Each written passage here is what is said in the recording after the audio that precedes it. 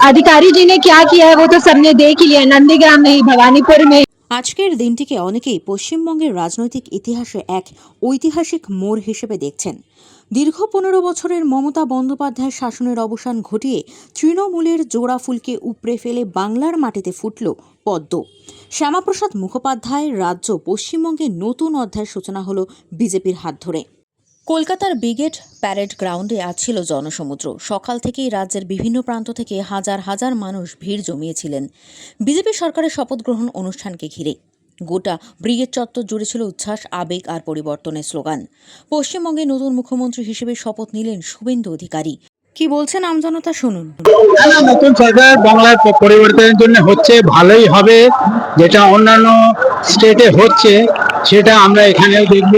Law and order এগুলো সব খুব ভালো হবে, ডেভেলপমেন্ট খুব ভালো হবে। যত প্রজেক্ট সব দেখবেন 2 বছরের মধ্যে সব পাস করবে।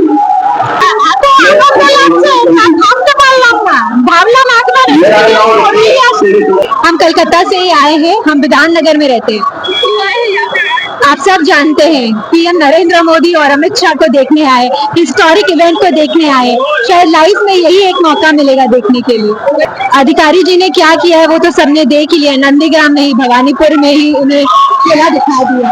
So this is something which is we are looking for actually a new change, a new development and a new growth for Bengal, a new era for Bengal.